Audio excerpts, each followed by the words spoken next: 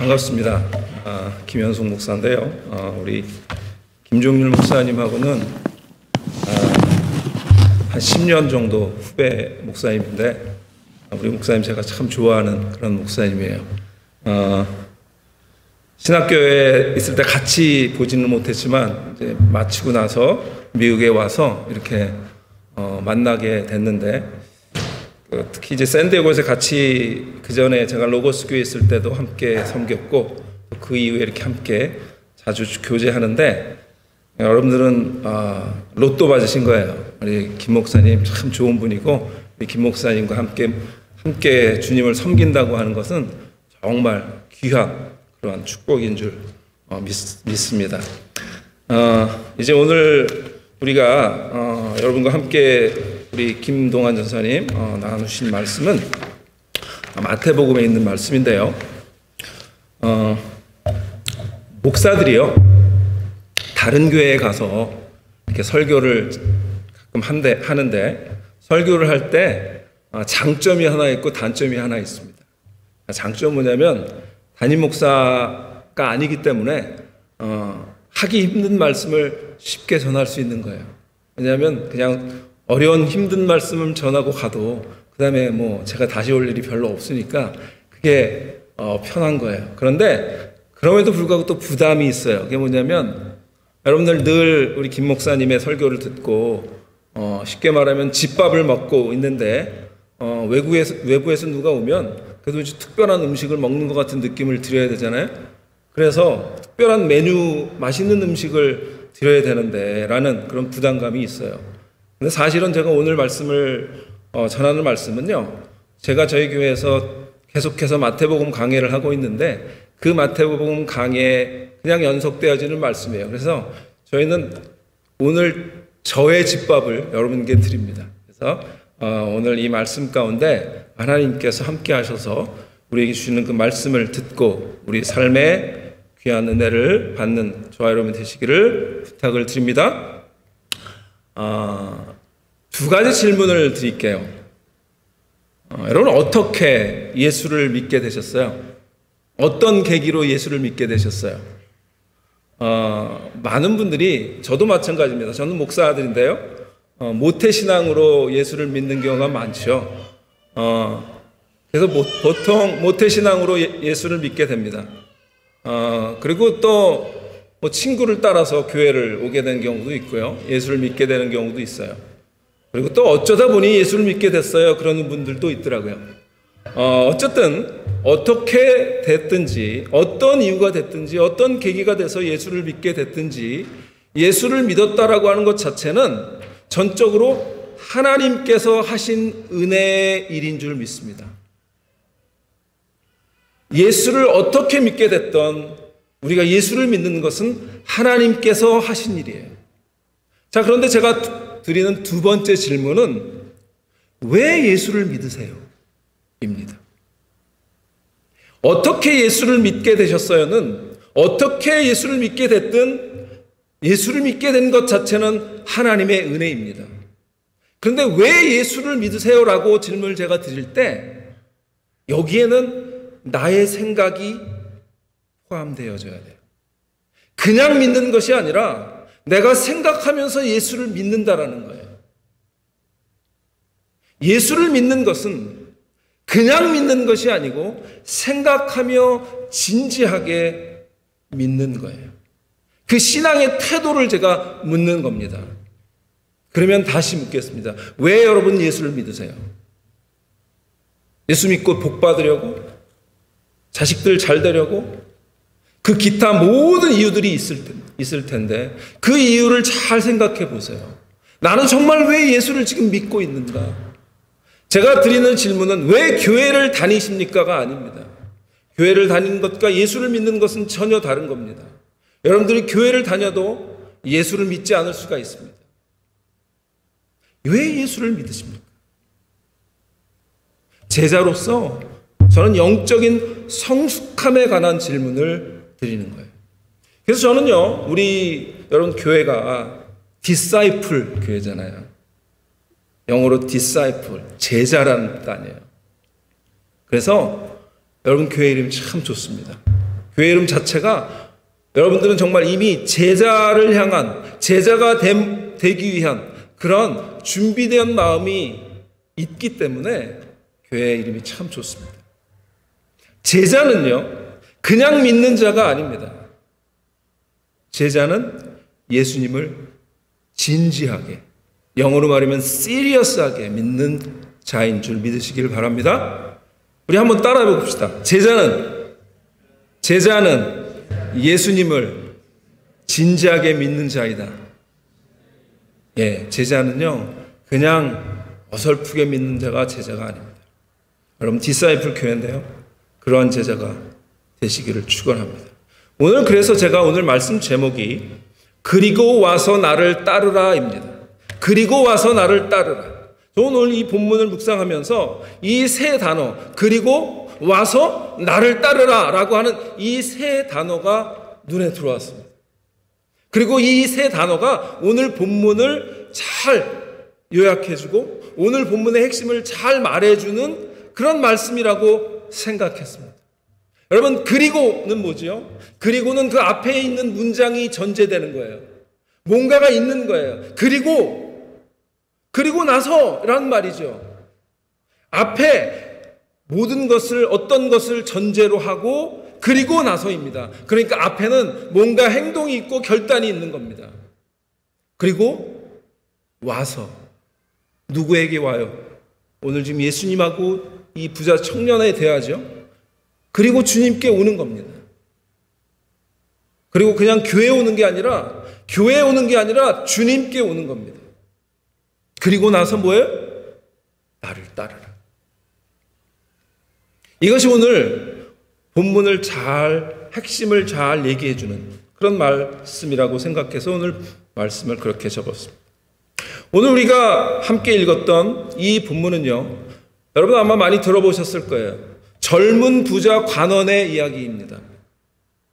젊은 부자 관원. 이 이야기는 그런데요, 공간복음이 뭐죠? 마태복음, 마가복음, 누가복음이에요. 이 세 복음서에 공이 다 나오고 있습니다. 약간 버전이 조금씩 다르지만 내용은 같습니다. 여러분, 성경을 읽을 때요, 특히 이제 복음서를 읽을 때 마태복음, 마가복음, 누가복음 이렇게 복음서에 3번 이상 이렇게 나오면은요, 중요한 말씀이에요. 이 말은 뭐냐면 제자들에게 또 이 복음서 기자들에게 이 이야기를 들었을 때 굉장히 중요하구나. 이 말씀이 그들에게 굉장히 중요하고 심각하게 각인된 스토리들이 주로 복음서에 각각 복음서마다 나오는 경우가 많아요. 그래서 오늘 본문은요, 제가 설교를 잘해서가 아니라 오늘 본문은요, 여러분들이 정말 심각하게 중요하게 잘 바라봐야 할 그런 말씀이에요. 질문을 하나 더 드릴게요. 제가 학교에서 이렇게 좀 가르치다 보니까 질문이 많아졌어요. 여러분, 구원받은 후에 하나님께서 나에게 주시는 축복 중에 어떤 것이 가장 좋습니까? 구원받은 후에 하나님께서 여러분들에게 축복을 주시는 게 많아요. 어떤 것이 가장 좋습니까? 물질? 사업 번창? 건강? 자녀가 성공하는 것? 기도가 응답되는 것? 어떤 것이 가장 여러분들에게 좋은 축복입니까? 저는 구원받은 후에 하나님께서 우리에게 주시는 축복 가운데 하나님의 말씀이 들리는 축복이라고 생각합니다. 하나님의 말씀이 들리는 축복이 가장 큰 축복입니다. 예수를 믿었는데도 하나님의 말씀이 안 들려요. 그래서 힘든 거예요. 그래서 예수를 믿어도 말씀이 안 들리기 때문에 성숙함이 없고 변화가 없는 겁니다. 말씀이 들리면 성숙함이 있습니다. 제자는 말씀이 들리는 자인 걸 믿으시기를 바랍니다. 오늘 이 가운데 하나님의 말씀이 들려지는 그런 축복이 있으시기를 축원합니다. 말씀이 들려야 성숙함이 있습니다. 오늘 본문의 배경은요, 마태복음 19장 20장은요 어떤 그 배경이냐면 예수님께서 3년 정도의 공사역을 이 땅에서 마치시고 갈릴리 지방을 이제 떠나시고 예루살렘으로 입성하시는 그 여정, 그러니까 길로 걸어가시는 그 노정 가운데 일어난 일들이에요. 그래서 마태복음 19장, 20장 두 장은 예수님께서 갈릴리에서 예루살렘으로 가시는 가운데 만난 사람, 그리고 비유, 뭐 이런 얘기들입니다. 주로 구원과 천국에 대한 얘기를 하셨어요. 그런 이제 전제를 여러분들이 잘 보고 전이해를 가지고 오늘 말씀을 보셔야 됩니다. 저는 오늘 말씀 한 세 가지 정도를 생각했습니다. 첫 번째는요, 영생의 문제입니다. 두 번째는 청년, 여기 나오는 이 부자 청년의 문제입니다. 그것은 곧 우리의 문제입니다. 그리고 세 번째는 제자됨의 문제입니다. 영생의 문제, 우리의 문제, 제자됨의 문제. 이 세 가지를 함께 나누려고 합니다. 첫 번째, 영생의 문제입니다.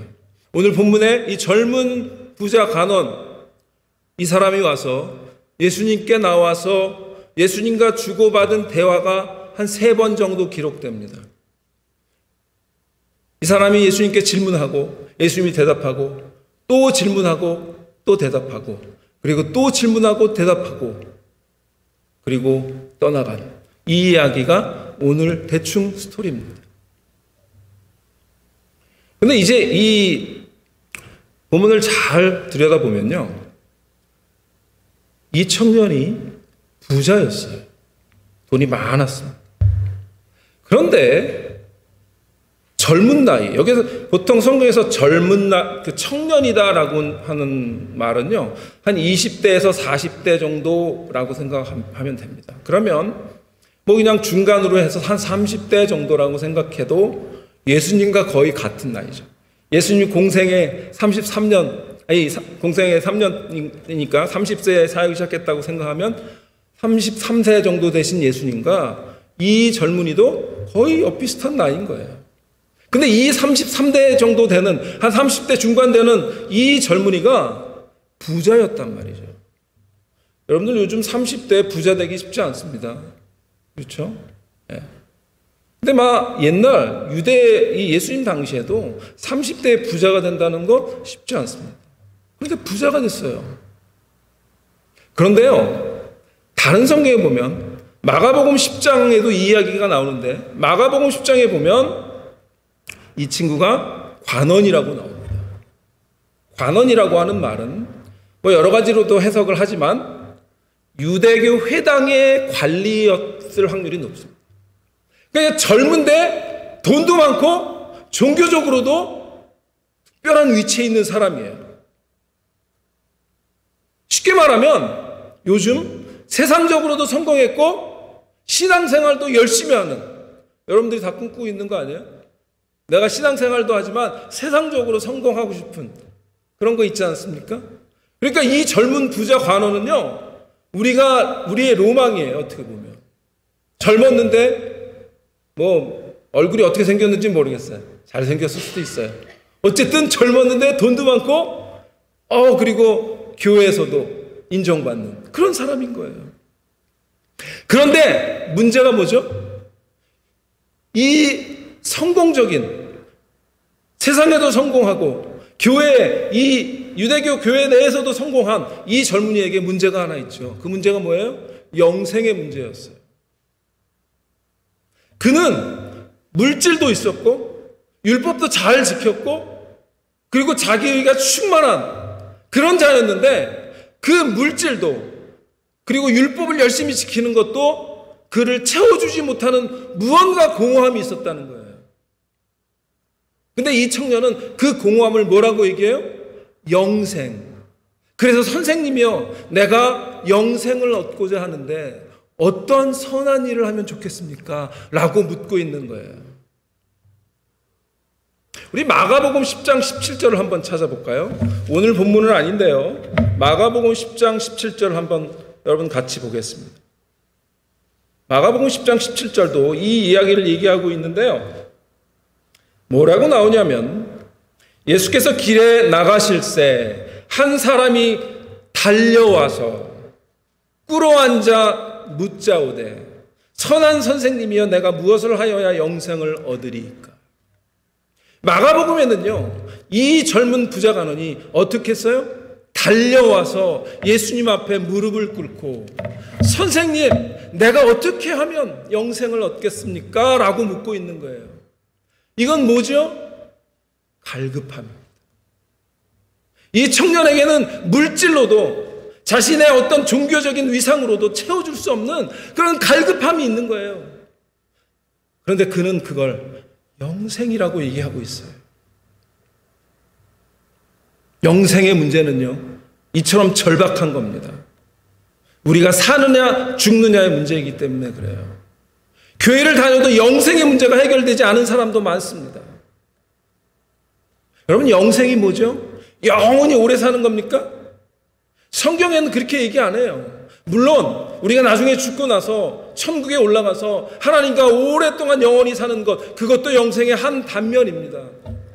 그러나 성경에서 얘기하는 영생은 그것 이상이에요.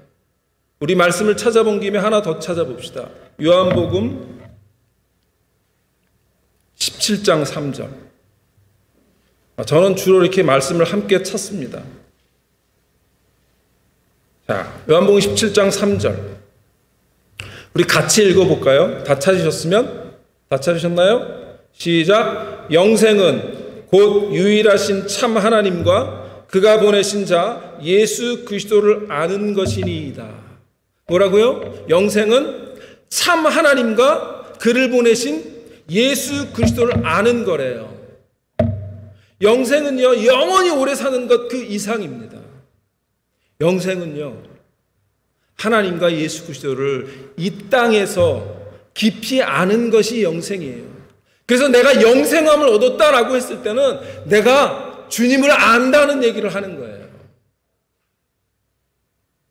이 영생은 예수로 인해서 구원받은 자만이 받는 하나님의 생명을 말하는 거예요. 하나님의 그 생명을 내가 아는 거예요. 그렇기 때문에 그 하나님의 생명을 내가 받았기 때문에 주님을 더 깊이 알 수 있는 거예요. 그리고 그 예수 그리스도를 알 수 있는 거예요. 영생은 그냥 천국행 티켓이 아니에요. 오늘 이 땅에서 경험하는 하나님과의 깊은 만남, 예수 그리스도의 깊은 만남, 예수 그리스도와 연합, 그래서 주님을 더 깊이 알아가는 영적한 풍성한 삶인 줄 믿으시기를 바랍니다. 그 영생을 이 젊은이는 얻지 못했어요. 여러분 어떠세요? 그 영생을 지금 경험하고 사십니까? 하나님을 더 깊이 알고 계십니까? 하나님의 그 깊은 생명을 내가 소유하고 그 풍성한 하나님의 생명을 누리고 사십니까? 이 젊은이는 그렇지 못했어요. 그래서 예수님께 달려온 거예요. 두 번째 문제를 보겠습니다. 우리의 실상의 문제입니다. 이 청년은요, 이 영생을 원했죠. 이 영생에 대한 갈급함은요, 구원받기 이전에도 있고요, 구원받은 이후에도 있어요. 아마도 이 청년은 구원받기 이전에 이 영생에 대한 갈급함이었을 거예요. 그런데요, 여러분이나 저나 우리가 구원을 받았다라고 하면 구원받은 이후에도 이 영생에 대한 갈급함이 필요합니다. 그 영생은요, 내가 구원을 받느냐의 문제가 아니라 구원받은 이후에 아까 말씀드린 하나님을 더 깊이 알아가는, 주님과 함께 살아가는 그 풍성함의 깊이, 그 깊이에 대한 갈망인 거예요. 여러분, 이 갈급함이 여러분에게 있기를 바랍니다. 그리고 그 갈급함이 있을 때 이 청년처럼 주님께 달려나와 주님께 엎드리고 그리고 주님께 그 영생을 다시 한번 구할 때 채워주시는 은혜가 있을 줄 믿습니다. 이제 청년과의 대화를 조금 더 들여다보면 청년의 이 실상을 우리가 발견하게 돼요. 이 청년의 질문이 뭐였죠? 선생님이여, 내가 무슨 선한 일을 해야 영생을 얻을까요? 예수님은 두 가지 대답을 하세요. 어찌하여 내게 선한 일을 묻느냐? 선한 분은 오직 한 분 하나님뿐이시다 라고 대답하세요. 그리고 나서 두 번째, 생명에 들어가려면 계명들을 지키라. 예수님께서 영생이라고 하는 질문을 한 이 청년에게 그렇게 대답하시죠. 생명에 들어가려면 이라고 대답하시죠. 그런데 그 생명에 들어가려면 계명을 지키라고 말씀하세요.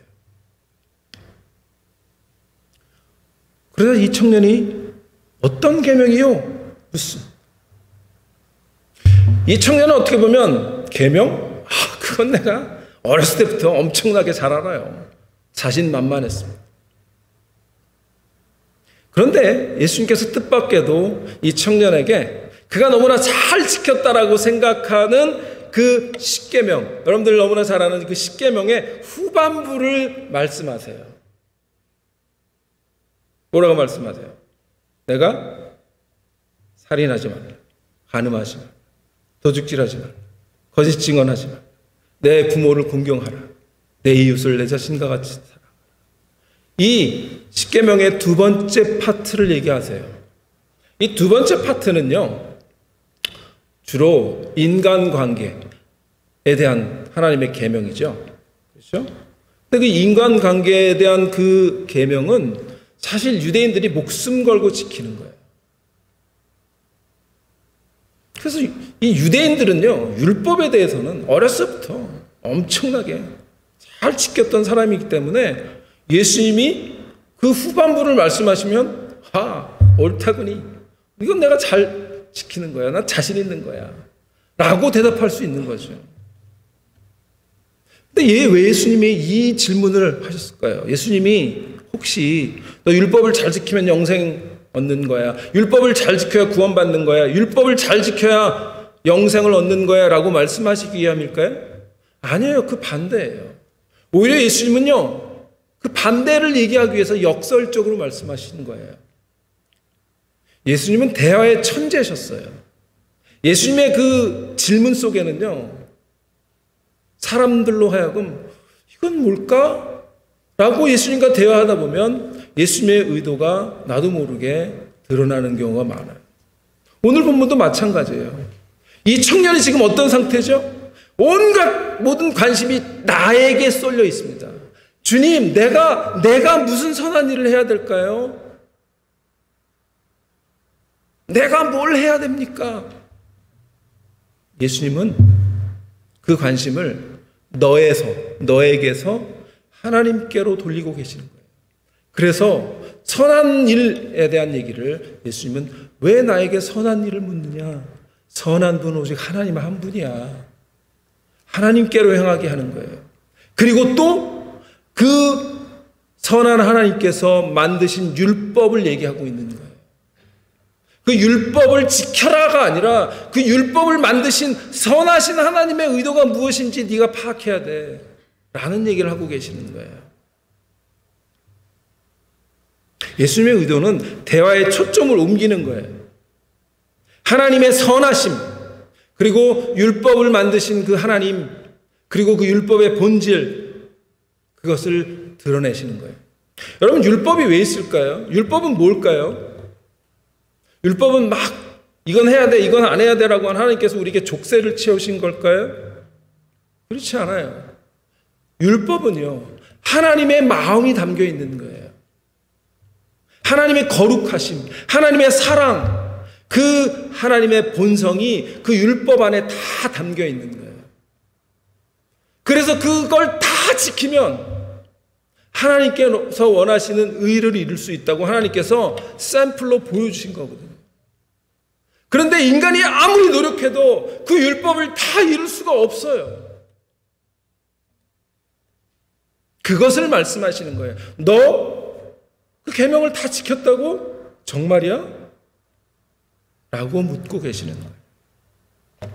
그리고 하나님의 선하심과 그 율법을 주신 하나님 앞에서 내가 아무것도 아님을 알고 나의 죄성을, 내가 죄인임을 발견하기를 바라신 거예요.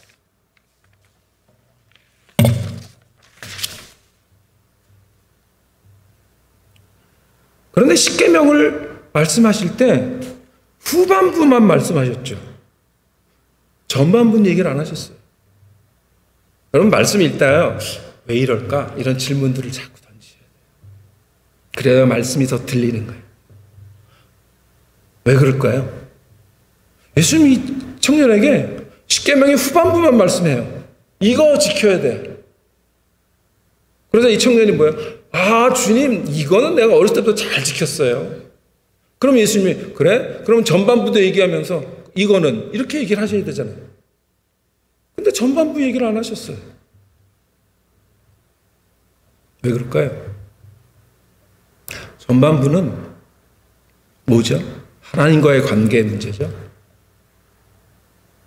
나 외에 다른 신을 섬기지 말라. 너를 위하여 우상을 만들지 말라. 라고 하는 이런 십계명의 전반부는 하나님과의 관계의 문제예요. 이 청년에게는요, 인간과의 관계에 있어서는 율법을 잘 지켰을지 모르지만, 그나마도 다 못 지켰죠.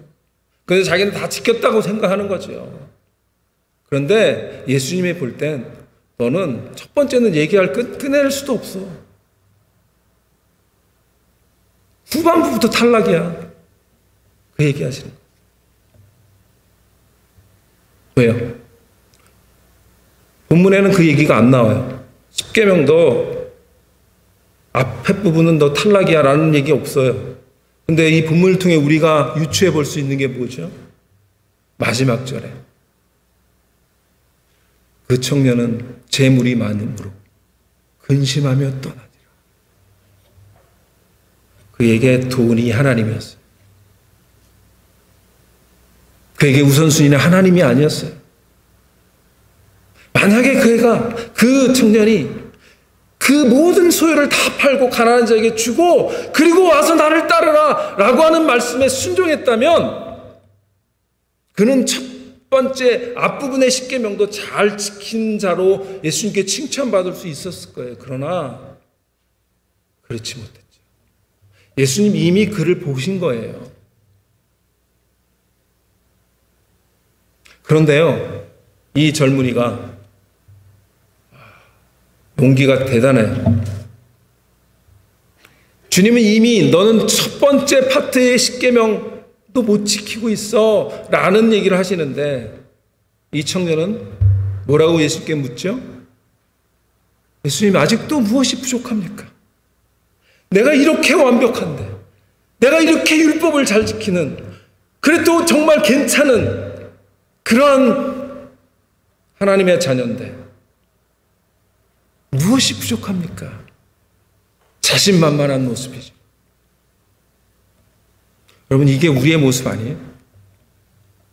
우리는 어느 정도 선한 행동을 하며 산다고, 겉모습 괜찮은 그리스도인으로 살아간다고 생각하지 않아요? 하나님은요, 우리가 겉만 멀쩡한 그리스도인이 되기를 원하지 않으세요. 영어로 말하면 good looking Christian. 미국의 good looking person이라 그러면 야, 정말 잘생긴 사람 이렇게 얘기하는 거거든요. 하나님은 good looking Christian을 원하지 않으세요. 그냥 선한 행동을 하는 그런 그리스도인을 하나님께서 원하시는 게 아니에요. 하나님이 원하시는 게 뭐예요? 정말 선한 사람이 되기를 원하시는 거예요. 선한 행동이 아니고요. 그런데 이 청년의 문제는 뭐예요? 내가 선한 행동을 겉으로 잘하면 하나님이 기뻐하실 거라고 믿은 거예요. 그걸 뭐라 그래요? 율법이라 그래요. 종교라 그러는 거예요. 교회 10년을 다녀도요, 종교 생활하면 안 됩니다. 교회 20년을 다녀도요, 율법적으로 살면 안 됩니다. 선한 행동을 어느 정도 할 수 있습니다. 그러나 하나님이 원하시는 건 내 내면이 선해지는 거예요. 하나님의 선하심을 닮아가는 걸 원하시는 거예요. 그게 어떻게 가능할까요? 여러분 교회 구호가 있더라고요. 나는 죽고 예수로 사는 사람. 우리 갈라디아서 하나 더 찾아볼까요? 갈라디아서 2장 19절.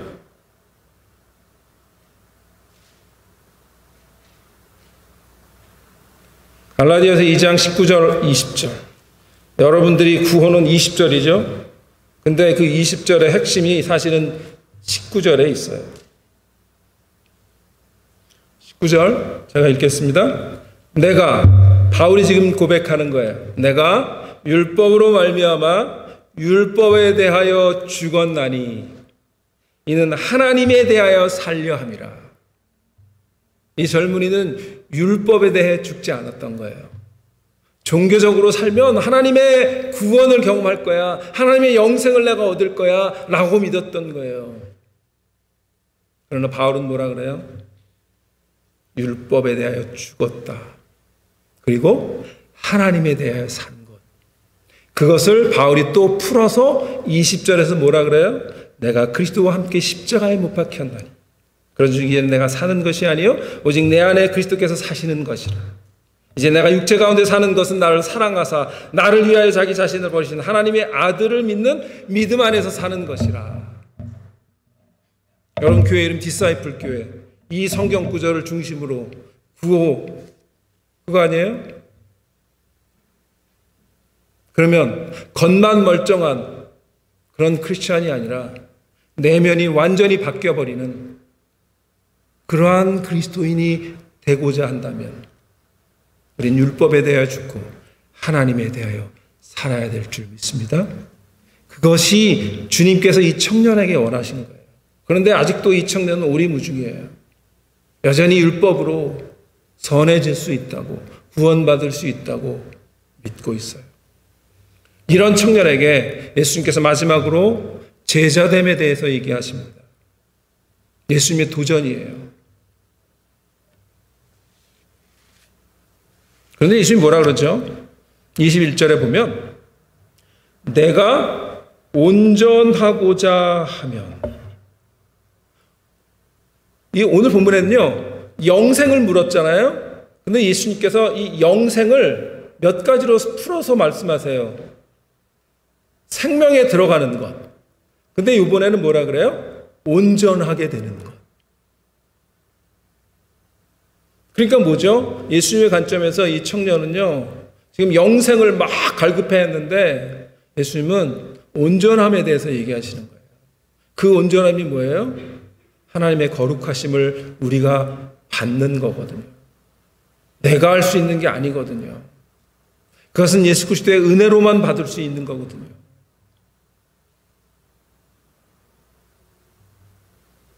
그래서 그때 예수님께서 뭐라 그래요? 내가 온전하고자 할진대 너의 모든 소유를 다 팔아서 가난한 자에게 주라. 그러면 너에게 하늘의 보화가 있을 거야. 그리고 와서 나를 따르라. 지금 말씀하시는 거예요. 그런데요, 오늘 본문에는 나오지 않는데 하나만 본문을 더 찾아볼까요? 마가복음 한번 찾아볼까요? 마가복음 10장 21절에 보세요. 마가복음 10장 21절에 보니까 이 본문에는 예수께서 그를 보시고 사랑하사라는 말씀이 나와요. 사랑하셨대요. 이르시되 내게 아직도 한 가지 부족한 것이 있으니 가서 내게 있는 것을 다 팔아 가난한 자들에게 주라. 그리하면 하늘에서 보화가 내게 있으리라. 그리고 와서 나를 따르라. 이렇게 말씀하세요. 마태복음이나 마태복음이나 누가복음에는 이 말씀이 안 나와요. 그런데 이 마가복음에는 그 청년을 바로 보고 사랑하사 말씀이 있어요. 무슨 말씀일까요? 지금 이 청년은요 자신만만하고 막 자기 의에 사로잡혀 있는 청년인데요, 예수님이 그를 보고 사랑하셨대요. 나 같으면 정말 사랑이 안 갈 것 같은데 뭐 그렇게 잘났어. 근데 예수님이 사랑하셨대요. 예수님 그 마음속에 안타까움이 있었던 것 같아요. 야, 너 내가 볼 때도 참 굿 루킹이야. 너무 괜찮아. 그런데 네가 이것만 하나 해결하면 내 제자가 될 것 같아. 그걸 얘기하시는 거예요. 사랑하세요. 여러분 지금 어떤 단계일까요? 내가 아직도 포기하지 못한 그 하나가 있는데 주님은 나를 정말 사랑의 눈길로 안타까움으로 지금 혹시 여러분을 쳐다보고 계시는 그런 단계가 아닐까.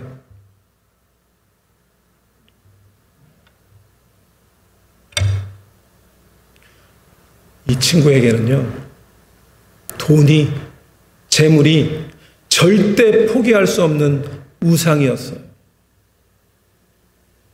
그래서 그리고 와서 나를 따르라. 그러나 이 청년은 재물이 많음으로 근심하며 떠나니라. 이 이야기는 사실 참 슬픈 이야기예요. 이 친구가 버리는 것, 버려야 되는 게 그 친구에게는 돈이었어요. 여러분 다 다를 수 있어요. 내가 여전히 붙잡고 있는 게 뭔가. 이 젊은이처럼 이것만 버리면 예수님의 제자가 될 수 있을 것 같은데, 그래서 예수님께서 정말 안타까운 마음으로 사랑한 그 심정으로 여러분을 지켜보고 있는데 아직도 이거를 내가 못 놓고 있는 게 뭘까? 이 젊은이에겐 그게 돈이었단 말이에요. 요즘요 전 세계적으로 대박난 K-드라마가 있죠. 오징어 게임. 여러분 보셨나요? 저도 좀 봤는데요. 어릴 때 우리가 놀던 게임 있죠. 딱지치기, 그다음에 뭐죠? 달고나 이거 이렇게 뽑기 하는 거, 이런 거 가지고 그런 걸 모티브로 해서요. 굉장히 잔인하죠. 돈의 파워를 여실히 보여주는 드라마입니다. 400 몇 억인가요? 그걸 놓고 400 몇 명이서 목숨을 걸고 그걸 하나 내가 1등이 돼서 차지하려고 하는 그런 서바이벌 게임이죠. 돈의 힘은요, 그런 거예요. 돈의 힘은요, 이 청년이 살던 2000년이나 지금이나 전혀 변하지 않았어요. 결국 이 청년은 이 제자도의 부르심에 응답하지 않고 떠나버렸어요. 이유가 뭐라고요? 재물이 많음으로. 이 젊은이는 거의, 영어로 말하면 almost, 거의 영생을 얻을 뻔했어요. 거의 제자가 될 뻔했어요. 그런데 그 돈 때문에 그러지 못했어요. 영생도 얻지 못했고요. 예수님의 제자도 못 됐어요. 예수님은요, 다른 성경 복음서에 누가복음 14장에 보면 자기 목숨까지 미워하지 않으면 내 제자가 되지 못할 거다 이렇게 얘기하신 적도 있어요. 여러분 제가 아까 그래서 예수를 믿는 것, 제자를 믿는 것은요, 그냥 아무 생각 없이 믿는 게 아니라 시리어스하게, 진지하게 믿는 거라고 말씀드린 거예요. 여러분들이 지금 못 놓고 있는 게 뭘까요? 여러분 그거 아세요? 오늘 이야기는요, 예수님께서 전도에 실패하신 얘기예요. 예수님도 전도에 실패하셨어요. 이렇게 심각한 얘기를 했는데 예수님이 막 그를 사랑한 마음으로 안타까운 심정으로 여러분 막 그를 전도했는데 이 친구가 거절하고 떠났어요. 여러분 전도하다가 절망하지 마세요. 예수님도 실패했는데. 예수님은요, 보통 복음서에 보면 나를 따르라 이러면 거의 모든 사람들이 주님 다 따랐잖아요. 근데 어떤 사람은 예수님이 그냥 돌려보낸 적도 있어요. 그렇잖아요. 네 부모를 먼저 장사 지내고 그런 돌려보낸 경우가 많아요. 근데 이 친구는 뭐죠? 그리고 와서 나를 따르라 그러셨잖아요. 그런 예수님의 명령을 재물 하나 때문에 그냥 발로 차버린 거죠.